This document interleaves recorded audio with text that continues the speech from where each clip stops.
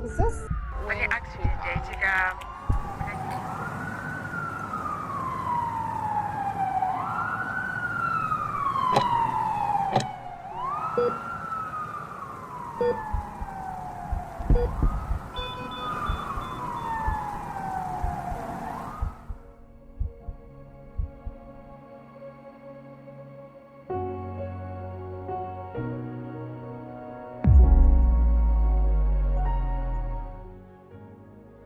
Every day while the world sleeps, someone is awake, ready to respond to a call that could mean the difference between life and death. This is his daily grind. My name is Eliud Chivige. I'm a paramedic by profession.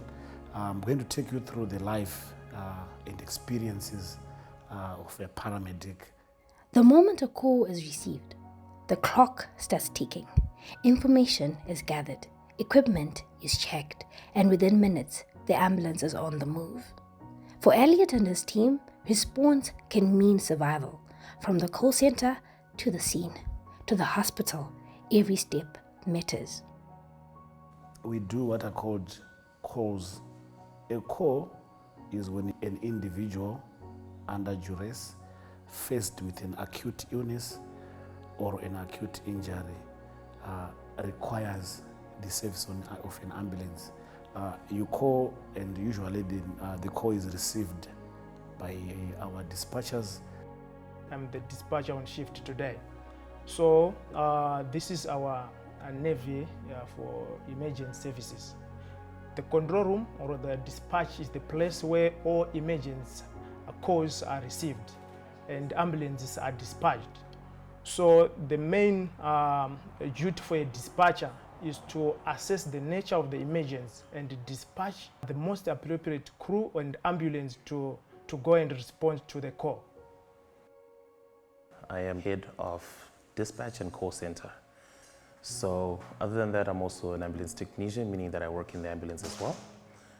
Now, what we do here is governed by our main principle, which is every second counts and every life matters. What that is basically is that when you make a call for an emergency, it's our job as dispatchers to make sure that the ambulance responds in time, or whatever medical or other emergency services we can contact is dispatched in time to help you out. When we do receive a call from someone at an accident scene or someone at home with an emergency, basically it should take less than at least 2 minutes for us to get our ambulance off base and responding to that call. So when you make a call, we receive it on our toll-free number, that's 991. And then our well-trained EMDs, which are emergency medical dispatchers, receive the call, process it, and then look for a relevant unit. We respond to almost every emergency that's there if it's medical. Now, but before we do that, then we need to assess the situation that we're sending our crews to. Now, as a dispatcher, I would say we would be the nerve system of this whole operation. If we make one mistake, there's a possibility of sending our crews to a scene where there's active gunfire or active fire in that area. So we have to assess what's going on the ground. Then we send either first the fire brigade, followed by an ambulance, or first the police to secure the scene, and then we then respond as ambulance services. We also have a tracking system inside our dispatch where we can actually track all our vehicles so that in case of an emergency, we can actually see which ambulance is very closer to the place or to the scene of accident or to the scene of emergency. That can also enable us actually to track the guys when we dispatch them to see if they are using the shortest appropriate route to the scene. If there are some fun movement of ambulance, we can actually see as we will be tracking all our ambulances. We can also see if the ambulance is speeding. We can call them to slow down. We have to arrive alive. No dead hero can save life. The dispatchers will pass on the information to us, the paramedics. Then we respond. Our mandate is swift response, which means we respond immediately. When we get to the scene, we stabilize at the scene, we treat at the scene, then we evacuate to an appropriate facility. So that type of a call, we call it a primary call.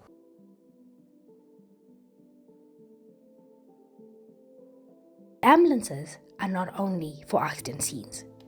They become the bridge between facilities and between life and death. Once you are now in a hospital, you still need an ambulance. What do you need an ambulance for? Our hospitals are not one-stop shops. They don't have everything that you need. A patient might need when they are in a hospital. You might need specialist services. A good example is someone with a severe head injury needing a magnetic resonance imaging, MRI. You need to be conveyed for that specialist services. Being a paramedic is more than just a job. It is emotional labor. Someone who has experienced burns, facial burns, probably, and their eyes were affected, they might need to go to an optician. You won't find an optician by your bedside. Usually, if it's burns, you'll be looked after by surgeons. So you need to be conveyed for that specialist service or that specialist piece of equipment.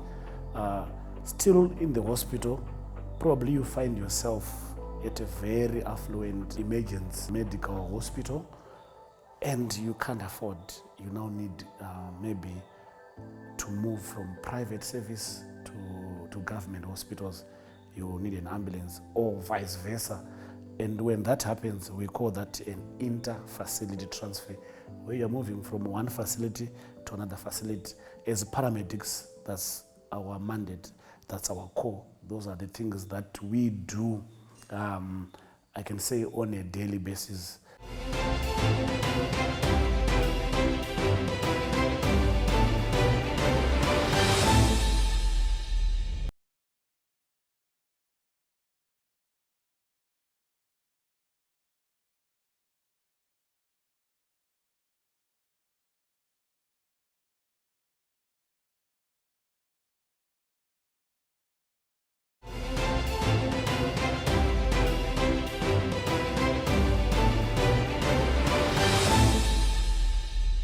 Elliot has seen it all: the pressure, the pain, and the responsibility of being the first responder when hope is hanging by a thread. Some calls never leave you. Among the many emergencies Elliot has responded to, there is one disaster that stands out, the kind that stays with you long after sirens go silent. My experiences in the field, some of them I can tell you are devastating. I've experienced a lot. This is my 13th year in the field, and I can tell you I've seen a lot in this field. One of the worst experiences was the Chitungwiza Waterworks Bridge Kombi disaster.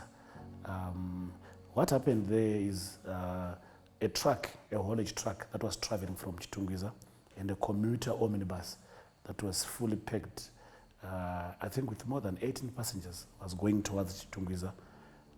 And I don't know what happened. Even up to now, there are no answers. The haulage truck encroached into the lane of the commuter omnibus and landed right on top of the commuter omnibus. We were called, I think it took us about 50 minutes to get to the scene. But as we drew nearer to the scene, it was becoming more and more difficult to maneuver on the roads. People were gathered, people were crowded. You know, nowadays everyone tend to be a journalist because we now have cameras. Everyone wants to catch the first glimpse. Everyone wants to take a photo with of the scene, which is a very bad habit. Instead of helping the victims, people would choose to take photos. So when we got there, there was a sigh of relief from everyone, and they thought help is finally arrived. but I can tell you there was really nothing that we could do because all the passengers were trapped without exception. Everyone was trapped in that commuter omnibus, and we had to wait for more than an hour, I can tell you, for the jaws of life or for the crane that had the capacity. This was a very good test to our readiness, responsive readiness as a country. I think that was a very good test. It took us almost an hour to get a crane to the scene. What is more devastating in that scenario was, as paramedics, there was really nothing. But lessons learned, we need to collaborate more with city fire and ambulance or city fire brigade. We also need to make sure our city department are well equipped, and we also need to station such special equipment as the cranes, the jaws of life, dotted along our major roads, our hotspots, places with a likelihood of having an accident. We need to have those things on standby, because remember I said the golden hour, by each passing minute, by each passing second, the chances of survival are diminishing. So it was one of devastating instances that I attended, and finally it arrived, and they managed to remove the haulage truck from the commuter omnibus. Only 3 people were lucky to survive, so I think more than 17 people perished there. It was a devastating scene, seeing compound fractures, seeing blood all over, and we could see human limbs. We could see the brains open, head injuries where you could actually see the brain, or even a skull with no brain inside. So such kind of scenes are so disturbing. This is what happened, but eventually we managed to convey one critically ill patient to Chitungesa Hospital, and the patient we managed to bring her to Chitungesa alive. We did everything possible that we could do. We applied advanced life support skills, and we managed to save the patient. For a paramedic, the hardest part is not just what you see, but learning how to live with it. Sometimes the job brings life instead of loss. Paramedics are often the first to assist mothers in labor, bring new life into the world under the most unexpected circumstances. Paramedics also play a critical role in terms of birthing mothers. Mothers, some of them pregnant, don't even know that pregnancy is a high risk to death. When you're pregnant, anything can happen. So paramedics take care of all obstetric emergencies. They can be as bad as a breech delivery, postpartum hemorrhage, antepartum hemorrhage, or we can have a bigger baby as a risk, or maybe an elderly mother. It's also a risk factor. So ambulances technician make sure that when a birthing incident is happening, before someone reaches the hospital, the paramedics are able to deliver the baby at your home or even in the ambulance. Those are some of the things that we do as paramedics in our daily activities.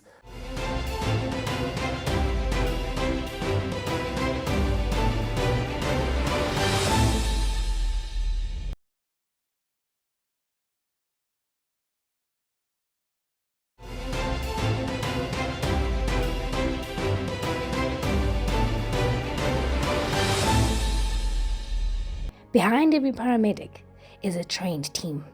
We meet Isha Nesu Jakwi, an ambulance technician whose journey into emergency care was shaped through training and mentorship from Elliot himself.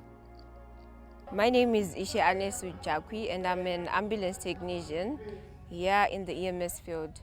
So what we do as ambulance technician is our first role as first responders.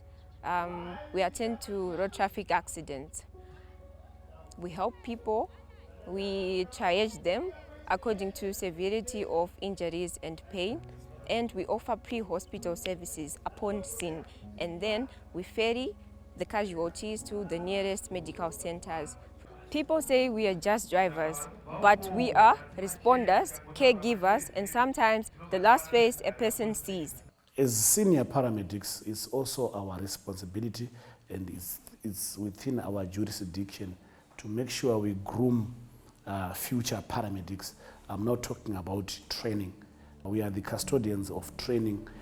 We train from basic first aider, and I'm a seasoned and experienced trainer. We train basic first aid. We have different clusters of first aid that include advanced first aid, safari first aid, water rescue, first aid, industrial first aid, mining first aid. We actually create those courses and tailor-make them to suit different individuals, be it your home, your working environment, your working office. We can tailor-make a first aid course that suits your working environment. Elliot believes that saving lives should not begin and end with professionals alone. He emphasizes the importance of first aid knowledge for everyone. In those critical minutes before responders arrive, first aid can mean the difference between life and death. Prepared communities save lives. To the people of Zimbabwe, I encourage everyone to take up first aid training. First aid could be the difference between life and death. I can tell you from my many years of experience that first aiders are very crucial in any developing country. I would say let's have everyone in Zimbabwe go through national orientation, and the national orientation curricula should have compulsory first aid training so that everyone in Zimbabwe receives first aid. And in terms of motor vehicle accident, I'll tell you, speed thrills, but it kills. So let's take it easy behind that fuel pedal. Otherwise, you need to protect yourself, you need to protect others, and you need to protect property. Being a first responder comes with a passion because you never know what to expect. We have to be ready all the time. In case of any precarious predicament, we have to be ready mentally and physically. After difficult incidents, coping becomes essential. Elliot explains how paramedics manage the emotional aftermath through teamwork, debriefing, rest, and finding healthy ways to release stress. Because healing the healer is just as important. Paramedicine is not an easy job. It's a very, or should I say, it's a highly stressful working conditions. People that are under duress, people that are helpless, people that have lost hope for life, people under distress, we deal with them on a daily basis. We even deal with victims of domestic violence, victims of crime, like murder. We deal with them. People die in our hands every day. So it's a very stressful experience. But yeah, we always try to cope up. And how do we cope up? We do what we call major incident or stressful incident debriefs. After every incident, we gather as a team. This is when we deliberate what we did, what we did not do, what we could have done better, and what we could change, and what we could do in the future to make the situation better. They think we're just heroes in uniforms, but we cry too. We are tired, but we just tend to hide it better.